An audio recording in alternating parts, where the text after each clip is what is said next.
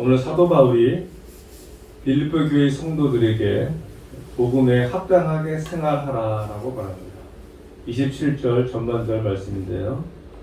오직 너희는 그리스도의 복음에 합당하게 생활하라. 로마의 감옥에 갇혀 있는 바울이 빌립보 교회 성도들에게 편지하면서 복음에 합당하게 생활하라라고 말하고 있습니다. 근데 우리가 보통 이런 말을 할 때는 그 사람들이 잘하고 있어서 하는 얘기입니까? 아니면은 잘 못하고 있어서 하는 얘기입니까? 네, 잘 못하고 있으면 보통 이야기하는 거죠. 그래서 책망하기 위해서 너희가 그리스도의 복음에 합당하게 생활하고 있지 못하니까는 그리스도의 복음에 합당하게 생활하라라고 말하는데, 사실 빌립보 교회 성도들은 그런 성도들은 아니었어요. 그죠? 왜냐하면은 우리가 앞서 알아봤지만은 빌립보 교회는 복음을 받아들인 초창기부터 바울이 로마의 감옥에 갇혀 있는 지금까지 복음을 위해서 함께 참여했던 사람들. 그래서 오늘 빌립보서 1장 5절 말씀에 너희가 첫날부터 이제까지 복음을 위한 일에 참여하고 있기 때문이라 라고 사도 바울이 직접 증언하고 있지 않습니까? 빌립보 교회 성도들은 훌륭한 성도들이죠. 믿음의 성도들입니다. 그래서 1장 3절로 4절에 사도 바울이 이렇게 고백해요. 내가 너희를 생각할 때마다 나의 하나님께 감사하며 간구할 때마다 너희 무리를 위하여 기쁨으로 항상 간구하면 그래요. 사도 바울이 빌립보 교회 성도를 생각할 때마다 마음속에 하나님께 대한 감사의 마음이 있었고요. 그들을 위해서 기도할 때마다 기쁨으로 기도할 정도로 빌립보 교회 성도들은 아주 믿음이 좋았던 사람들. 그래서 오늘 사도 바울이 오직 너희는 그리스도의 복음에 합당하게 생활하라라고 하는 것이 그 책망의 그 말씀도 아니고 또 그들이 이렇게 살지 못해서 권면하는 권면의 말씀도 아니고, 여기에는 이유가 있는데 그것은 뭔가 하면 지금 빌립보 교회에 그들이 복음에 합당하게 살아감으로 말미암아서 대처해야 될 문제들이 발생했다는 겁니다. 이제 빌립보 교회에 어떤 문제들이 발생했는데 그 문제들을 해결하기 위해서는 복음에 합당하게 복음에 맞게 믿는 사람의 어떤 자세로 그걸 잘 대처하라고 지금 바울이 이야기하고 있는 거예요. 그래서 27절 하반절로 29절 말씀에 어떤 말씀이 있는가 하면은 너희가 한 마음으로 서서 한 뜻으로 복음의 신앙을 위하여 협력하는 것과, 그래요. 너희가 한 마음으로 서서 한 뜻으로 복음의 신앙을 위해서 협력해야 할 일이 생겼던 것이죠. 그리고 무슨 일에든 대적하는 자들 때문에 두려워하지 아니하는 이 말을 듣고자 함이라. 그래요. 대적하는 자들 때문에 두려워하지 않는, 즉 빌립보 교회의 성도들을 대적하는, 복음을 회방하고 복음을 대적하는 그러한 사람들 때문에 두려워할 일이 있다는 것이죠. 그리고 마지막으로 그리스도를 위하여 너희에게 은혜를 주신 것은 다만 그를 믿을 뿐 아니라 또한 그를 위하여 고난도 받게 하려 하십니다. 그러니까는 빌립보 교회에 또 예수님을 믿음으로 말미암은 고난의 문제도 발생했다는 거예요. 즉 너희가 한 뜻으로 한 마음으로 서서 한 뜻으로 협력해야 할 그런 일들이 발생을 했고, 또한 너희를 대적하는 자들 때문에 두려워해야 할 그런 일도 생겼던 것이고, 또 마지막으로 고난도 그들에게 닥쳐 왔다는 것입니다.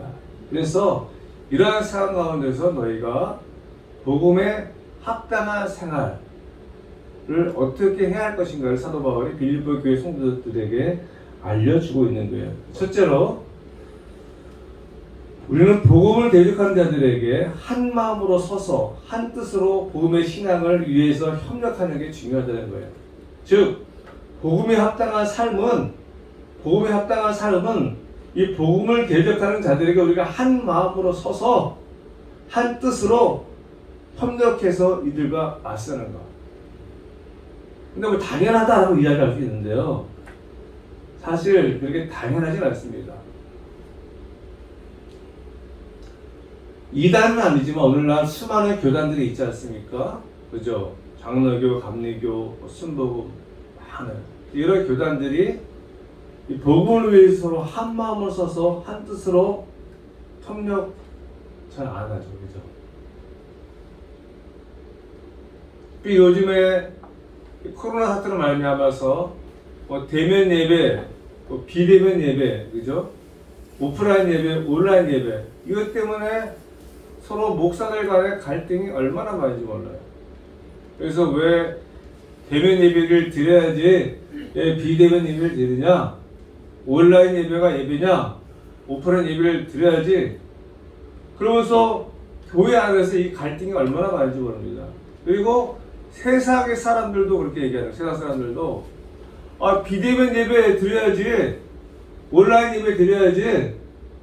그러니까 이제 교회 안에서 봐라 세상 사람들도 이렇게 이야기하는데 왜 세상의 빛과 소금의 역할을 감당하게 될 교회가 세상 사람들에게 비난을 받으면 되겠느냐. 그러니까 지금은 비상시국이니까는 비대면 예배를 드리고 온라인 예배를 드려야 돼. 세상 사람들의 맞장구를 쳐서 또 이게 이야기하는 사람도 있고요. 근데 이것이 사실은 본질적인 것은 아닙니다. 죽고 사는 문제도 아니고 진리 비진리의 문제도 아니에요. 우리가 예배를 안 드린다는 것은 진리 비진리죠, 그죠? 대면 비대면 온라인 오프라인은 그 진리 비진리의 문제가 아닙니다. 그리고 각 교단이 갈라진 이유가 있어요, 그죠? 장로교, 감리교 다 그들이 그 추구하는 어떤 신념이 복음이 다른 게 아니죠. 복음이 다르면 이단이죠. 복음은 같은데 그들이 컬러가 참 달라요. 근데 그것 때문에 갈라졌는데 중요한 것은 이 복음을 회방하고 대적하는 그러한 사람들에게 맞서서 세상의 대학에서는 한 마음으로 서서 한 뜻으로 협력해야 한다는 것이죠. 이게 참 안 돼요. 그죠? 교회 안에서도 마찬가지예요. 교회 안에서도 우리가 복음을 위해서는 내 생각과 내 주장과 내 자존심과 내 개인의 의견과 이런 것들은 다 그냥 복음 뒤에 숨겨놔야 되는데 복음은 온데간데 없어지고 자기의 생각과 자기의 자존심과 자기의 주장과 이런 것들이 더 중요해져 버렸죠. 그래서 교회 안에서도 갈등이 생기는 겁니다. 아무것도 아닌 것 가지고 싸우는 우리가 복음을 위해서 싸워야 되는데 복음을 위해서 싸우는 것이 아니라 자기 자존심 때문에 싸우고. 그래서 빌립보 교회 성도들에게 이야기합니다. 너에게 중요한 것은 복음이다. 복음을 위해서 한 마음으로 서서, 이 서서라는 것은 군사적인 용어랍니다. 그래서 옛날에는 그 사람들이 싸울 때 막 이렇게 줄 맞춰가지고 막 창 들고 칼 들고 막 싸웠잖아. 영화 보면은. 한 마음으로 서서 그리고 한 뜻으로 협력하라. 한 마음 한 뜻이 참 얼마나 중요한지 몰라요. 무엇을 위해서? 복음을 위해서. 그래서 교회는 서로 싸우다가도 복음을 위해서는 하나가 되어야 되겠죠. 우리는 복음을 위해서 사는 사람들, 내 자존심과 내 신념과 내 생각과 내 주장이 중요한 것이 아니에요.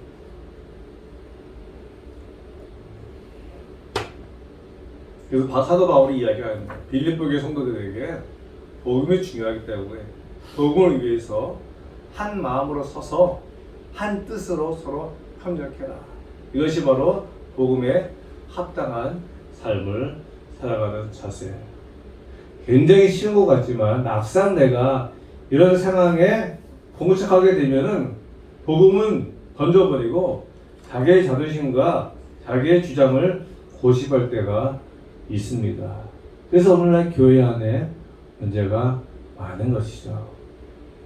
둘째로 대적한 자들 때문에 두려워하지 않는 것이 복음에 합당한 삶이라는 것. 지금은 뭐 그렇지 않지만 그 당시는 예수 믿는 사람들을 대적하는 자들이 많았죠. 그죠? 유대인들도 그랬고 로마에다 기독교 박해도 그렇고. 그래서 예수 믿는다는 것이 그렇게 쉽지 않은 시대였어요. 사도 바울도 복음을 전하다가 로마의 감옥에 갇히지 않았습니까? 그래서 어떻게 보면은 그들 때문에 두려워할 수가 있어요. 그죠? 예수 믿으면 잡아간다. 예수 믿으면 감옥 간다. 우리가 그 정도는 아니지만 오늘날도 예수 믿는 것으로 말미암아서 불이익을 당하면은 또 두려워할 수 있잖아요. 그죠? 아주 쉬운 예로 직장 생활하면서 술을 마셔야 되는데 술을 안 마시면 불이익을 당한다. 그래서 내가 불이익을 당할까봐 술을 마신다. 이런 거 있잖아요. 하나님의 말씀대로 내가 살려고 하는 데 있어서 불이익을 당하는 것이 두려울 수 있어요. 그죠? 근데 이것은 복음에 합당한 삶이 아니다라는 것이죠. 복음을 대적하는 자들 때문에 두려워하는 것은 복음에 합당한 삶이 아니다라는 거예요. 왜냐하면은 오늘 말씀에 이런 말씀이 있습니다. 28절 말씀인데요. 무슨 일에든지 대적하는 자들 때문에 두려워하지 아니하는 이 일을 듣고자 함이라. 이것이 그들에게는 멸망의 증거요 너에게는 구원의 증거니. 그래. 복음을 받아들이는 사람은 구원의 증거고 복음을 받아들이지 않는 사람들은 멸망의 증거인데 우리가 어떻게 복음을 대적하는 때 두려워해서 그들의 말을 따를 수가 있단 말입니까? 절대 그럴 수 없는 것이죠. 세상에서 불이익 당하는 게 낫지 우리가 복음을 대적하는 날 때문에 두려워서 복음을 숨기거나 멀리할 이유가 없다는 것이죠. 사도행전 4장에 보면은 복음을 전하는 베드로와 요한에게 대제사장 공회가 위협하면서 예수님의 이름으로 말하지도 말고 가르치지도 말라고 경고합니다. 너희들 예수님의 이름으로 말하지도 말고 가르치지도 마라. 그러면 잡아갈 거야. 라고 베드로하고 요한에게 위협을 해요. 그래 베드로가 요한이 뭐라고 이야기하죠? 사도행전 4장 19절로 20절 말씀인데요. 베드로와 요한이 대답하여 이르되 하나님 앞에서 너희의 말을 듣는 것이 하나님의 말씀을 듣는 것보다 옳은가 판단하라. 그래. 하나님 앞에서 너희의 말을 듣는 것이 아니면 하나님의 말을 듣는 것이 어느 것이 옳은가 판단하라. 무슨 말씀이에요? 너희가 아무리 우리를 위협해도 하나님의 말씀이 옳기 때문에 우리는 가르치거나 말하는 것을 그만둘 수 없다고 이야기하는 것이죠. 그래서 우리는 보고 들은 것을 말하지 아니할 수 없다 하니. 베드로와 요한은 직접 보고 들었잖아요. 그래서 아무리 위협해도 감옥에 간다 해도 잡아 죽인다 해도 그들은 보고 들은 것을 말하지 아니할 수가 없다는 것이죠. 우리가 그렇지 않습니까? 예수 믿는 사람이 그런 사람들이에요. 예수 믿는 사람들은 믿으면 구원받고 믿지 않으면 멸망. 여기 다 알고 믿고 있는 사람들이잖아요.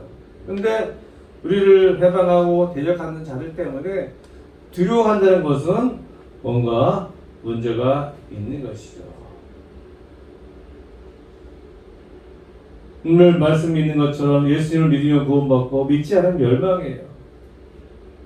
근데 어떻게 복음을 대적하는 자들 때문에 우리가 두려워할 수가 있단 말입니까? 오히려 두려워할 사람도 우리가 아니라 복음을 대적하는 자들이 되어야 하는 것이죠.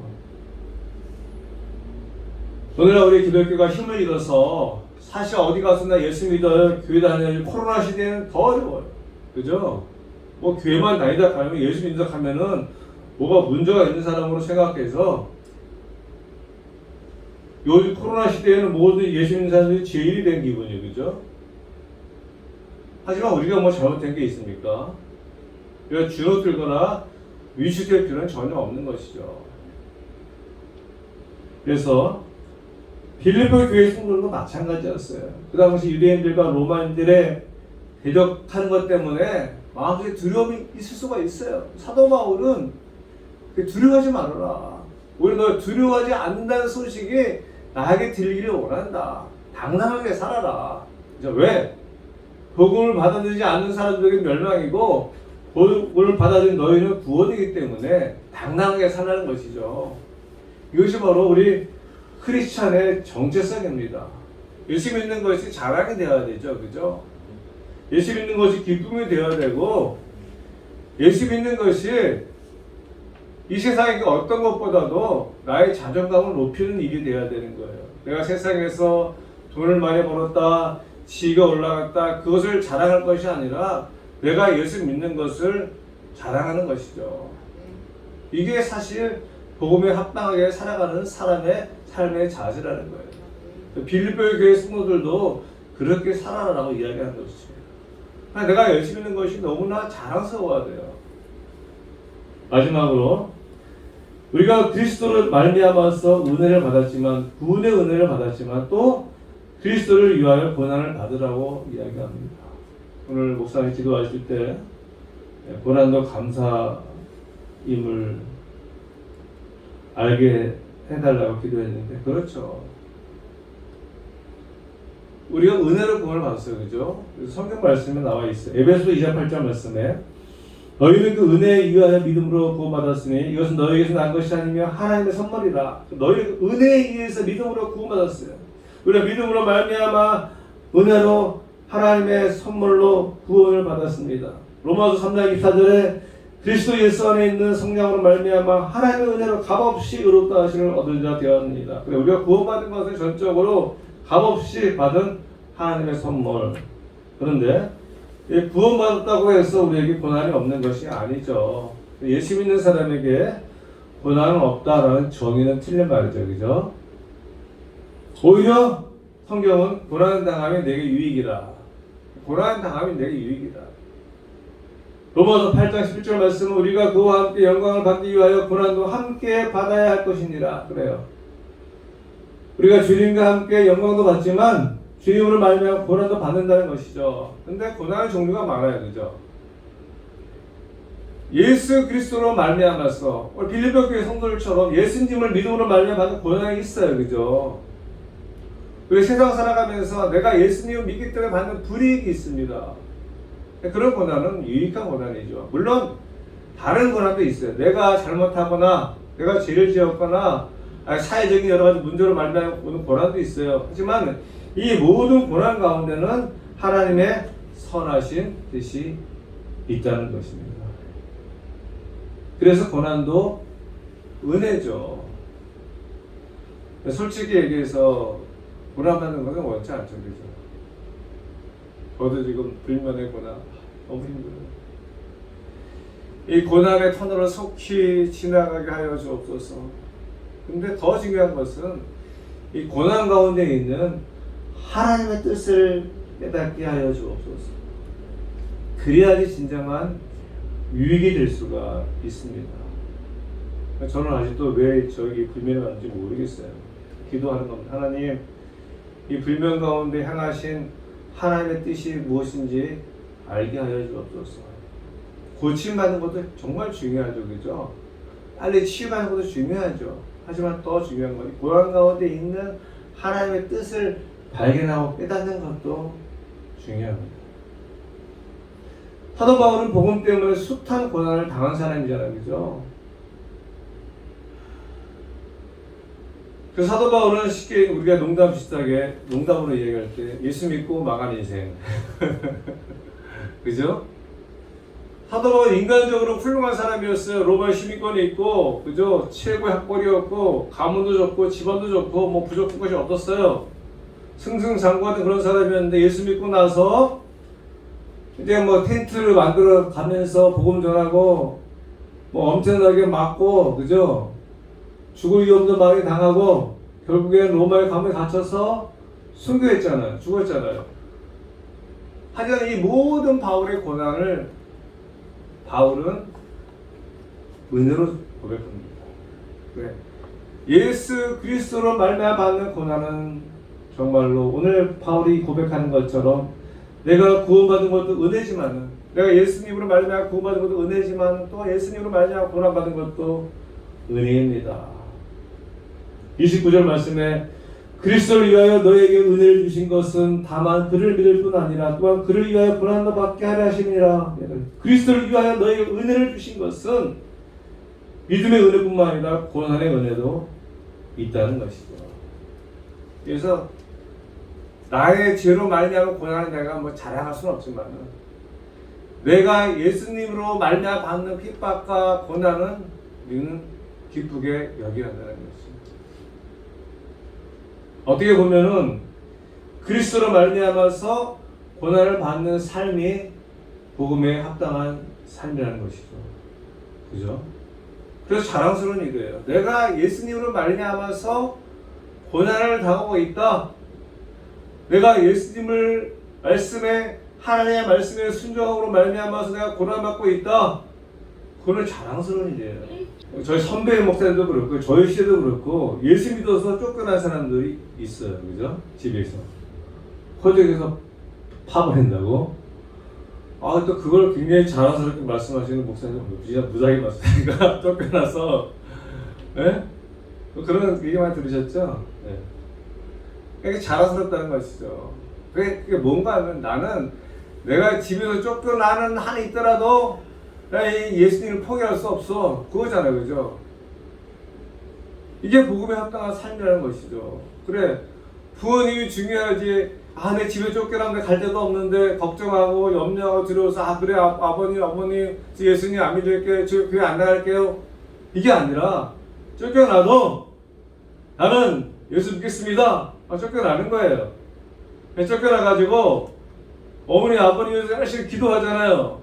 나중에 목사가 돼가지고 자기 어머니 아버지 전도했어요. 이게 자랑스러운 일이잖아요. 근데 그 안에 살아가면서 얼마나 고난을 받았겠어요. 마음의 상처도 많았을 것이고죠. 자기를 쫓아낸 부모님 쫓아나서 먹고 자고 하는 것도 이게 쉬운 게 아니잖아요. 그죠? 그러니까는 뭐 어떤 분은 고등학교 졸업하고 쫓겨나가지고 한 10년 이상을 혼자서 막 고생하면서 20년을 고생하면서 그게 한이 맺혀 있는 것이 아니라 부모에 대해서 한이 맺혀 있는 것이 아니라 부모님을 불쌍하게 생각하면서 내가 그리스도로 말미암아서 고난받은 것이 참 감사합니다. 자랑이 되는 것이죠. 제 주변에 제가 가까이 지내는 목사님 그런 분이 계세요. 이런 분들이 절대 부모님 원망하지 않습니다. 자기를 쫓아낸 부모님 원망하지 않아요. 불쌍히 여기고 그를 위해서 기도하고 전도해서 그분들이 예수님 믿음이 얼마나 기뻐하고 감사하는지 모릅니다. 이제 말씀을 맺겠습니다. 우리가 세상을 살아가다 보면요, 오늘 빌립보 교회 성도들처럼 우리를 대적하는 자들로 말미암아서 어려움과 고난을 당할 수가 있죠. 이때 우리가 어떻게 반응해야 하는가? 내가 어떻게 반응해야 하는가? 세상적인 방법으로 대응을 해야 하는가? 아니면 복음에 합당한 방법으로 대응을 해야 하는가? 오늘 사도 바울이 빌립보 교회 성도들에게 말한 것처럼 복음에 합당하게 생활하는 것이 바람직한 것이죠. 그래서 어떤 경우에서든지 복음을 최우선적으로 생각해서 내 자존심이나 내 생각이 아니라 복음을 위해서 한 마음으로 서서 한 뜻으로 협력하는 것, 쉬운 거 같지만 쉽지 않습니다. 복음을 대적하는 자들로 인해서 두려워할 것이 아니라 구원받은 자들답게 당당하게 살아가는 것. 마지막으로 내가 그리스도로 인해서 고난을 받는다면 그것은 하나님의 은혜이며 자랑스러운 일이라는 것이죠. 그리스도를 위해서 고난받는 자로 살아가는 것, 이것이 바로 복음에 합당한 삶이라는 것입니다. 바라기는 저를 비롯해서 요족에 들을 모든 성도님들이 이러한 은혜로 살아갈 수 있는 귀한 성도들 되시기를 간절히 소원합니다.